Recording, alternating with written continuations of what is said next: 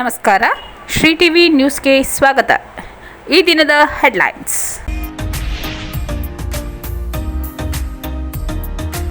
ಶಾಗ್ಯ ಅರಣ್ಯದಲ್ಲಿ ಬೇಟೆಗಾರರಿಂದ 20 ರಿಂದ 30 ಕೆಜಿ ವನ್ಯ ಪ್ರಾಣಿ ಮಾಂಸ ವಶ. ಹನೂರಿನಲ್ಲಿ ಗುಂಡೇಟಿಗೆ ಬಲಿಯಾದ 3 ಅಂತ್ಯಕ್ರಿಯೆ. ಗುಂಡೇಟಿಗೆ ಬಲಿಯಾದ ಮೃತರ ಕುಟುಂಬಗಳಿಗೆ ಪರಿಹಾರದ ಚೆಕ್ ವಿತರಣೆ.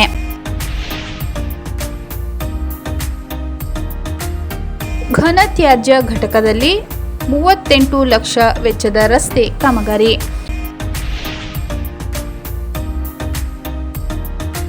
QR ಕೋಡ್ ಮೂಲಕ ಪುಸ್ತಕ ಓದುವ ಯೋಜನೆಗೆ ಮಂಗಲ ಗ್ರಂಥಾಲಯ ಆಯ್ಕೆ.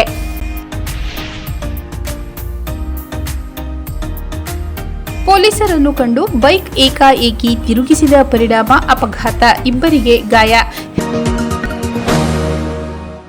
ಶಾಗ್ಯ ಅರಣ್ಯದಲ್ಲಿ ಬೇಟೆಗಾರರಿಂದ 20 ರಿಂದ 30 ಕೆಜಿ ವನ್ಯ ಪ್ರಾಣಿ ಮಾಂಸ ವಶ. ಹನೂರು ತಾಲೂಕಿನ ಶಾಗ್ಯ ಅರಣ್ಯ ಪ್ರದೇಶದಲ್ಲಿ ಆಗಸ್ಟ್ 15ರಂದು ನಡೆದ ಗುಂಡಿನ ಚಕಮಕಿಗೆ ಸಂಬಂಧಿಸಿದಂತೆ ಅರಣ್ಯ ಇಲಾಖೆ ಸಿಬ್ಬಂದಿ 2 ಚೀಲದಲ್ಲಿದ್ದ ಸುಮಾರು 20 ರಿಂದ 30 ಕೆಜಿ ವನ್ಯಪ್ರಾಣಿ ಮಾಂಸ ಹಾಗೂ ಬೇಟೆಗೆ ಬಳಸಲಾಗುತ್ತಿದ್ದ ಇತರ ಪರಿಕರಗಳನ್ನು ವಶಪಡಿಸಿಕೊಂಡಿದ್ದಾರೆ.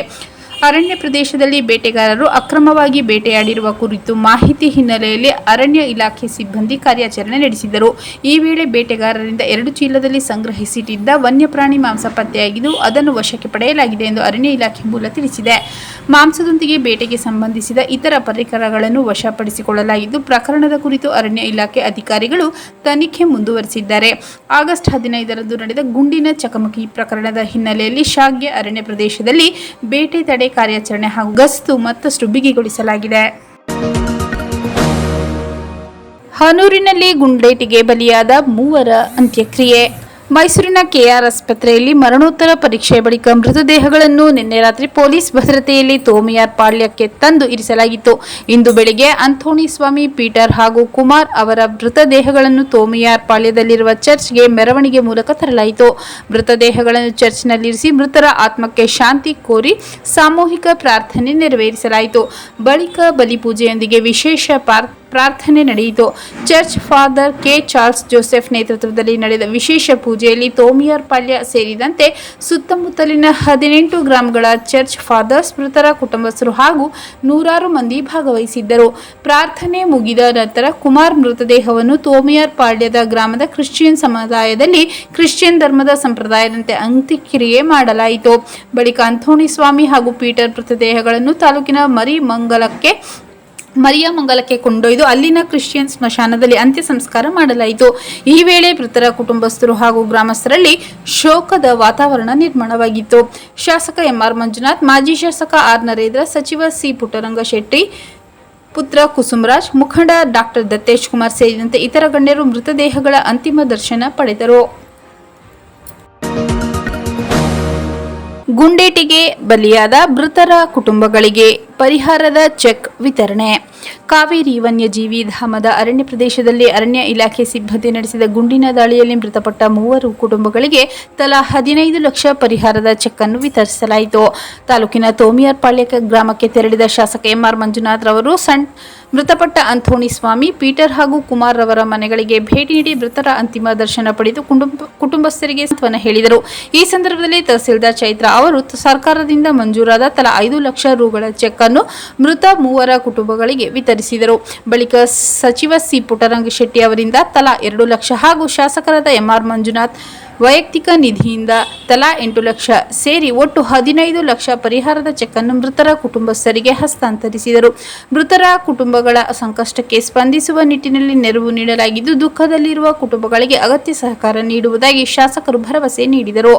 ಮೈಸೂರಿನ KR ಆಸ್ಪತ್ರೆಯಲ್ಲಿ ನಿನ್ನೆ ಮರಣೋತ್ತರ ಪರೀಕ್ಷೆ ನಡೆಸಿದ ಬಳಿಕ ಮೃತದೇಹಗಳನ್ನು ಪೊಲೀಸ್ ಭದ್ರತೆಯಲ್ಲಿ ತೋಮಿಯಾರ್ ಪಾಳ್ಯ ಗ್ರಾಮಕ್ಕೆ ತರಲಾಯಿತು. ಬಳಿಕ ಮೃತದೇಹಗಳನ್ನು ಸಂಬಂಧಿಕರಿಗೆ ಹಸ್ತಾಂತರಿಸಲಾಗಿತ್ತು. ಮುನ್ನೆಚ್ಚರಿಕೆ ಕ್ರಮವಾಗಿ ಗ್ರಾಮದಲ್ಲಿ ಪೊಲೀಸ್ ಭದ್ರತೆ ಒದಗಿಸಲಾಗಿತ್ತು. ಘನತ್ಯಾಜ್ಯ ಘಟಕದಲ್ಲಿ 38 ಲಕ್ಷ ವೆಚ್ಚದ ರಸ್ತೆ ಕಾಮಗಾರಿ. ಗುಂಡ್ಲುಪೇಟೆ ಪಟ್ಟಣದ ಘನತ್ಯಾಜ್ಯ ನಿರ್ವಹಣಾ ಘಟಕದ ಆವರಣದಲ್ಲಿ 15ನೇ ಹಣಕಾಸು ಯೋಜನೆಯಡಿ ಅಂದಾಜು 38 ಲಕ್ಷ ವೆಚ್ಚದಲ್ಲಿ ಕೈಗೆತ್ತಿಕೊಳ್ಳಲಾಗಿರುವ ನೂತನ ರಸ್ತೆ ನಿರ್ಮಾಣ ಕಾಮಗಾರಿಯನ್ನು ಮುಖ್ಯಾಧಿಕಾರಿ ಶರವಣ ಎಸ್ ರವರು ಸ್ಥಳಕ್ಕೆ ಭೇಟಿ ನೀಡಿ ಪರಿಶೀಲನೆ ನಡೆಸಿದರು. ಘನತ್ಯಾಜ್ಯ ಘಟಕಕ್ಕೆ ಸೂಕ್ತ ರಸ್ತೆ ಸಂಪರ್ಕವಿಲ್ಲದೆ ಈ ಹಿಂದೆ ಮಣ್ಣಿನ ರಸ್ತೆಯಲ್ಲೇ ಕಸ ಸಾಗಿಸುವ ವಾಹನಗಳು ಸಂಚರಿಸಬೇಕಾಗಿತ್ತು. ಇದರಿಂದ ವಾಹನಗಳು ಆಗಾಗ್ಗೆ ಕೆಟ್ಟು ಹೋಗಿ ತ್ಯಾಜ್ಯ ಸಾಗಣೆ ಹಾಗೂ ವಿಲೇವಾರಿ ಕಾರ್ಯಕ್ಕೆ ಅಡಚಣೆ ಉಂಟಾಗುತ್ತಿತ್ತು. ಸದ್ಯ ನೂತನ ಡಾಂಬರೀಕರಣ ರಸ್ತೆ ನಿರ್ಮಾಣದಿಂದ ತ್ಯಾಜ್ಯ ಸಾಗಣೆ ವಾಹನಗಳ ಸುಗಮ ಸಂಚಾರಕ್ಕೆ ಅನುಕೂಲವಾಗಲಿದ್ದು, ತ್ಯಾಜ್ಯ ವಿಲೇವಾರಿ ಕಾರ್ಯವು ವೇಗವಾಗಿ ನಡೆಯಲಿದೆ ಎಂದು ಅಧಿಕಾರಿಗಳು ತಿಳಿಸಿದ್ದಾರೆ. ಸ್ಥಳ ಪರಿಶೀಲನೆ ವೇಳೆ ರಸ್ತೆ ಕಾಮಗಾರಿಯ ಗುಣಮಟ್ಟ ಹಾಗೂ ಬಾಳಿಕೆಯನ್ನು ಪರಿಶೀಲಿಸಿದ ಮುಖ್ಯಾಧಿಕಾರಿ ಶರವಣ ಎಸ್ ರವರು ಉಳಿದ ಕಾಮಗಾರಿಯನ್ನು ಶೀಘ್ರವಾಗಿ ಗುಣಮಟ್ಟ ಕಾಯ್ದುಕೊಂಡು ಪೂರ್ಣಗೊಳಿಸುವಂತೆ ಸಂಬಂಧಿಸಿದವರಿಗೆ ಸೂಚಿಸಿದರು. ಈ ಸಂದರ್ಭದಲ್ಲಿ ಕಿರಿಯ ಇಂಜಿನಿಯರ್ ಮಂಜುನಾಥ್, ಪರಿಸರ ಇಂಜಿನಿಯರ್ ಮಹೇಶ್ ಹಾಗೂ ಗುತ್ತಿಗೆದಾರರಾದ ಚೇತನ್ ಮತ್ತು ನಂದೀಪ್ ಉಪಸ್ಥಿತರಿದ್ದರು. QR ಕೋಡ್ ಮೂಲಕ ಪುಸ್ತಕ ಓದುವ ಯೋಜನೆಗೆ ಮಂಗಲ ಗ್ರಂಥಾಲಯ ಆಯ್ಕೆ. ಗುಂಡ್ಲುಪೇಟೆ ತಾಲೂಕಿನ ಕಾಡಂಚಿನ ಗ್ರಾಮವಾದ ಮಂಗಲ ಗ್ರಾಮ ಪಂಚಾಯಿತಿ ವ್ಯಾಪ್ತಿಯ ಗ್ರಂಥಾಲಯವು QR ಕೋಡ್ ಮೂಲಕ ಪುಸ್ತಕ ಓದಲು ಹಾಗೂ ಡೌನ್ಲೋಡ್ ಮಾಡಿಕೊಳ್ಳಲು ಅವಕಾಶ ಕಲ್ಪಿಸುವ ವಿಶಿಷ್ಟ ಯೋಜನೆಗೆ ಆಯ್ಕೆಯಾಗಿದ್ದು ರಾಜ್ಯಮಟ್ಟದಲ್ಲಿ ಗಮನ ಸೆಳೆದಿದೆ. ಮಂಗಲ ಗ್ರಾಮ ಪಂಚಾಯಿತಿ ಗ್ರಂಥಾಲಯ ಹಾಗೂ ಅರಿವು ಕೇಂದ್ರದ ವತಿಯಿಂದ ಮಕ್ಕಳ ವ್ಯಕ್ತಿತ್ವ ವಿಕಸನ ಮತ್ತು ನೂತನ ಚಟುವಟಿಕೆಗಳಿಗೆ ಆದ್ಯತೆ ನೀಡಲಾಗುತ್ತಿದೆ. ಕೇಂದ್ರದಲ್ಲಿ ಮಕ್ಕಳಿಗೆ ಕಂಪ್ಯೂಟರ್ ಕಲಿಕೆ, ಬೇಸಿಗೆ ಶಿಬಿರ, ಶೈಕ್ಷಣಿಕ ಪ್ರವಾಸ, ಗಟ್ಟಿ ಓದು, ಯೂಟ್ಯೂಬ್ ತರಬೇತಿ, ಮಾಸಿಕ ಚಟುವಟಿಕೆ ಸೇರಿದಂತೆ ಹಲವು ಕಾರ್ಯಕ್ರಮಗಳನ್ನು ಹಮ್ಮಿಕೊಳ್ಳಲಾಗಿತ್ತು. ಈ ವೈವಿಧ್ಯಮಯ ಚಟುವಟಿಕೆಗಳು ಹಾಗೂ ಪಂಚಾಯತ್ ಅಭಿವೃದ್ಧಿ ಅಧಿಕಾರಿ HR ಮೋಹನ್ ಕುಮಾರ್ ಅವರ ಸಹಕಾರದಿಂದ ಮಂಗಲ ಗ್ರಂಥಾಲಯ ರಾಜ್ಯ ಮಟ್ಟದಲ್ಲಿ ಗುರುತಿಸಿಕೊಂಡಿದೆ ಎಂದು ಗ್ರಂಥಾಲಯ ಮೇಲ್ವಿಚಾರಕ ಕುಮಾರ್ MB ತಿಳಿಸಿದ್ದಾರೆ. QR ಕೋಡ್ ಆಧಾರಿತ ಯೋಜನೆಯಾಗಿರುವುದರಿಂದ ಮಂಗಲ ಗ್ರಾಮ ಪಂಚಾಯಿತಿ ವ್ಯಾಪ್ತಿಯಲ್ಲಷ್ಟೇ ಅಲ್ಲದೆ ತಾಲೂಕಿನ ಓದುಗರಿಗೂ ಹೆಚ್ಚಿನ ಪ್ರಯೋಜನವಾಗಲಿದೆ. ಓದುಗರು QR ಕೋಡ್ ಮೂಲಕ ಅಗತ್ಯವಿರುವ ಪುಸ್ತಕಗಳನ್ನು ಮೊಬೈಲ್ನಲ್ಲಿ ಓದಲು ಹಾಗೂ ಡೌನ್ಲೋಡ್ ಮಾಡಿಕೊಳ್ಳಲು ಸಾಧ್ಯವಾಗಲಿದೆ. ಇದರೊಂದಿಗೆ ಸ್ಥಳೀಯ ಪತ್ರಿಕೆಗಳನ್ನು ಯೋಜನೆಯಡಿ ಅಳವಡಿಸಲು ಅವಕಾಶ ಕಲ್ಪಿಸಲಾಗುವುದು. ಓದುಗರಿಗೆ ಅಗತ್ಯವಿರುವ ಹೊಸ ಪತ್ರಿಕೆ ಅಥವಾ ಪುಸ್ತಕಗಳನ್ನು ಯೋಜನೆಗೆ ಸೇರ್ಪಡೆಗೊಳಿಸುವ ವ್ಯವಸ್ಥೆಯು ಇರಲಿದೆ ಎಂದು ತಿಳಿಸಿದ್ದಾರೆ. ಪೊಲೀಸರನ್ನು ಕಂಡು ಬೈಕ್ ಏಕಾಏಕಿ ತಿರುಗಿಸಿದ ಪರಿಣಾಮ ಅಪಘಾತ, ಇಬ್ಬರಿಗೆ ಗಾಯ. ಹೆಲ್ಮೆಟ್ ಇಲ್ಲದೆ ವಾಹನ ಚಲಾಯಿಸುತ್ತಿದ್ದ ಸವಾರರನ್ನು ಪೊಲೀಸರು ತಪಾಸಣೆ ಮಾಡುತ್ತಿದ್ದ ವೇಳೆ ಪೊಲೀಸರನ್ನು ಕಂಡು ಬೈಕ್ ಏಕಾಏಕಿ ಬಲಕ್ಕೆ ತಿರುಗಿಸಿದ ಪರಿಣಾಮ ಮತ್ತೊಂದು ಬೈಕ್ಗೆ ಡಿಕ್ಕಿ ಹೊಡೆದು ಇಬ್ಬರು ಗಾಯಗೊಂಡಿರುವ ಘಟನೆ ಗುಂಡ್ಲುಪೇಟೆ ತಾಲೂಕಿನ ತ್ರಯಂಬಕಪುರ ಗೇಟ್ ಸಮೀಪ ನಡೆದಿದೆ. ಗುಂಡ್ಲುಪೇಟೆ ತಾಲೂಕಿನ ತೆರಕಣಾಂಬಿ ಪೊಲೀಸರು ತ್ರಯಂಬಕಪುರ ಗೇಟ್ ಬಳಿ ಸಂಚಾರ ನಿಯಮ ಉಲ್ಲಂಘಿಸುವವರ ವಾಹನ ತಪಾಸಣೆ ನಡೆಸುತ್ತಿದ್ದರು. ಈ ವೇಳೆ ಪೊಲೀಸರನ್ನು ಕಂಡ ಬೈಕ್ ಸವಾರನೊಬ್ಬ ಏಕಾಏಕಿ ಬಲಕ್ಕೆ ತಿರುಗಿಸಿದ್ದಾನೆ. ಪರಿಣಾಮ ಹಿಂದಿನಿಂದ ಬರುತ್ತಿದ್ದ ಮತ್ತೊಂದು ಬೈಕ್ ಡಿಕ್ಕಿ ಹೊಡೆದು ಇಬ್ಬರು ಸವಾರರು ಗಾಯಗೊಂಡಿದ್ದಾರೆ. ಘಟನೆಯಲ್ಲಿ ಲಕ್ಕೂರು ಗ್ರಾಮದ ಚಿಕ್ಕಸ್ವಾಮಿ ಹಾಗೂ ಕಿಲಗೆರೆ ಗ್ರಾಮದ ಸದಾನಂದ ಗಾಯಗೊಂಡಿದ್ದಾರೆ. ಚಿಕ್ಕಸ್ವಾಮಿ ಅವರ ಕಾಲಿಗೆ ಗಾಯವಾಗಿದ್ದು ಅವರನ್ನು ಚಾಮರಾಜನಗರ ಆಸ್ಪತ್ರೆಗೆ ದಾಖಲಿಸಲಾಗಿದೆ. ತಲೆಗೆ ಗಾಯಗೊಂಡ ಸದಾನಂದ ಅವರನ್ನು ಹೆಚ್ಚಿನ ಚಿಕಿತ್ಸೆಗಾಗಿ ಮೈಸೂರಿನ ಖಾಸಗಿ ಆಸ್ಪತ್ರೆಗೆ ದಾಖಲಿಸಲಾಗಿದೆ.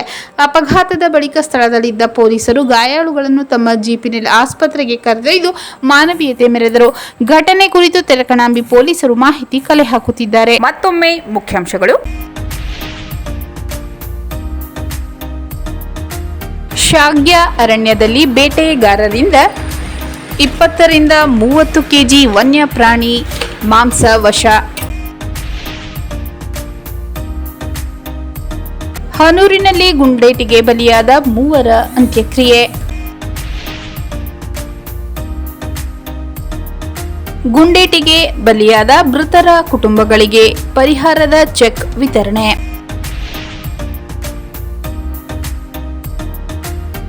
ಘನ ತ್ಯಾಜ್ಯ ಘಟಕದಲ್ಲಿ 38 ಲಕ್ಷ ವೆಚ್ಚದ ರಸ್ತೆ ಕಾಮಗಾರಿ.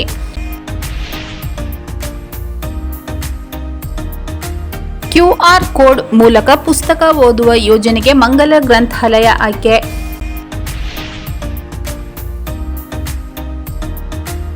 ಪೊಲೀಸರನ್ನು ಕಂಡು ಬೈಕ್ ಏಕಾಏಕಿ ತಿರುಗಿಸಿದ ಪರಿಣಾಮ ಅಪಘಾತ, ಇಬ್ಬರಿಗೆ ಗಾಯ.